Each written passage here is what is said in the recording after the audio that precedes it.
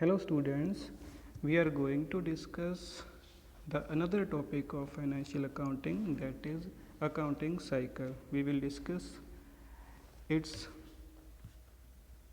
detail. So first of all, accounting cycle है क्या? It refers to sequence of accounting procedures used to record, classify and summarize the business transactions.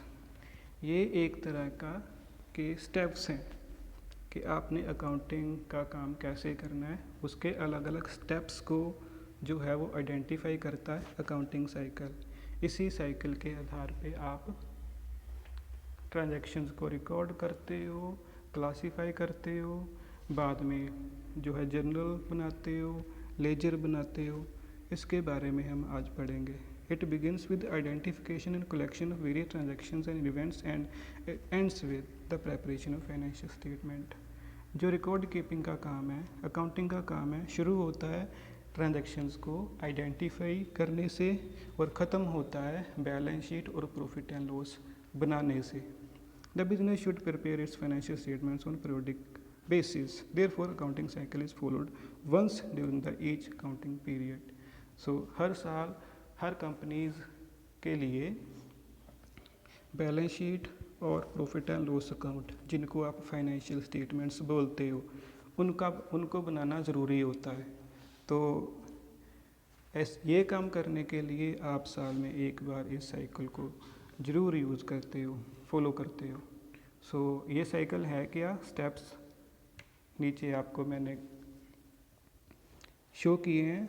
ये step start होता है recording से, data को record करना, उसके बाद जर्नल बनाना, उसके बाद लेजर बनाना, उसके बाद ट्रायल बैलेंस, उसके बाद एडजस्टमेंट एंट्रीज, उसके बाद एडजस्टेड ट्रायल बैलेंस, उसके बाद क्लोजिंग एंट्रीज और आखिरी है financial statements. One by one हम इनको जो है डिस्कस करेंगे। पहले है रिकॉर्डिंग। सो अकाउंटिंग का काम शुरू होता है ट्रांजैक्शन को कलेक्ट करने से।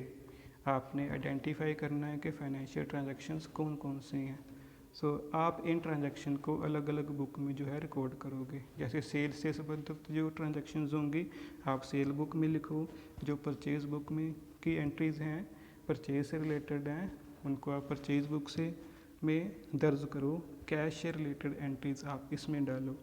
इसके लिए आपको कुछ बातों का ध्यान रखना होगा। पहला, हर एक ट्रांजैक्शन का आपके पास प्रूफ होना चाहिए। ये प्रूफ वाउचर हो सकता है, कोई बिल हो सकता है, कोई इनवॉइस हो सकता है, क्रेडिट नोट हो सकता है, डेबिट नोट हो सकता है, डिपॉजिट स्लिप हो सकता है। ये एक तरह का प्रूफ भी है और ये आपको इन्फॉर्मेशन भी देगा कि ये ट्रांजैक्शन किस तारीख को हुई, इसमें कितनी अमाउंट शामिल है, या इनमें कौन कौन सी पार्टीज थी। सेकंड स्टेप है journal. It is the first book in which the transactions are recorded. ये वो पहली बुक है जिनमें आप ट्रांजेक्शन्स को रिकॉर्ड करते हो।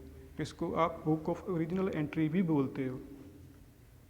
It is an analysis of effect of transactions on the accounts and usually accompanied by the explanation.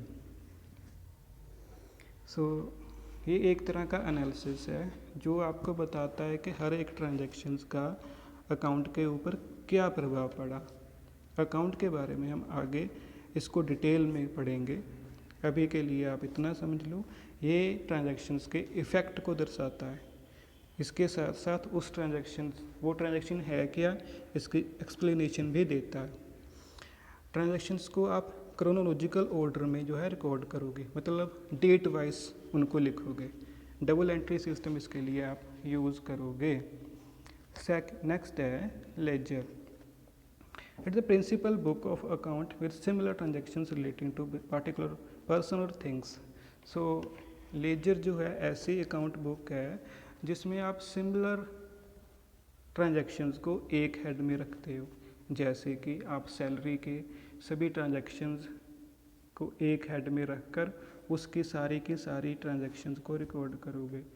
इस लेजर के अगले पेज के ऊपर आप कोई और अकाउंट जैसे कि मशीनरी को लिखोगे और उससे रिलेटेड सभी ट्रांजैक्शंस को आप लिखोगे। नेक्स्ट जो जनरल लेजर का पेज है उसमें आप किसी और जो है जैसे परचेज अकाउंट बनाओगे और उस परचेज से रिलेटेड सभी तरह के ट्रांजैक्शंस को दर्ज करोगे, ताकि आपको ईजीली ट्रांजैक्शंस को आइडेंटिफाई करने का मौका मिले या सुविधा मिले। अगर आपने सिर्फ जर्नल बनाई है तो आपके पास बहुत बड़ी किताब होगी और आपके लिए ये काम डिफ़िकल्ट होगा कि हर एक ट्रांजैक्शंस की हर एक अकाउंट की कुल कितनी ट्रांजैक्शंस हैं और उसका क्या इफेक्ट हुआ। ये काम लेजर का होता है। If business is small then only one single ledger can be maintain. अगर बिजनेस छोटा है तो सिर्फ आप एक लेजर को ही मेंटेन करोगे, बट अगर बिजनेस काफ़ी बड़ा है तो आपकी नंबर ऑफ़ ट्रांजैक्शंस भी काफ़ी ज़्यादा होंगी और आपके लेजर भी काफ़ी ज़्यादा होंगे। इसमें आप करते क्या हो कि एक कैटेगरी की जो ट्रांजैक्शंस हैं आप उनको एक तरफ लिखते हो, मतलब एक पेज के ऊपर लिखते हो, और अलग तरह की ट्रांजैक्शंस को आप अलग अलग पेजेस में लिखते हो। नेक्स्ट है ट्रायल बैलेंस। ट्रायल बैलेंस ये आप साल के ख़त्म होने के बाद बनाते हो ताकि ट्रायल बैलेंस के आधार पे आप अगला काम कर सको। अगला काम है कि फाइनेंशियल स्टेटमेंट्स बना सको। सर्टेन पीरियड के बाद आप लेजर की सभी अकाउंट्स को क्लोज करते हो और उसके बाद आप ट्रायल बैलेंस बनाते हो। ये एक तरह की स्टेटमेंट है। This statement involving 5 columns. इस स्टेटमेंट में 5 कॉलम होते हैं जिसके बारे में हम नेक्स्ट लेक्चर में पढ़ेंगे।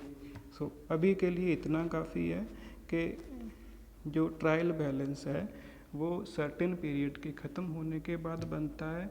इसमें आप करते क्या हो कि सारे के सारे लेजर के अकाउंट क्लोज करते हो और उनकी जो डिटेल है ट्रायल बैलेंस में लिखते हो। Debit and credit side of statement should be equal. ये डेबिट और क्रेडिट है क्या, इसके बारे में भी अगले लेक्चर में आपको पता चल जाएगा।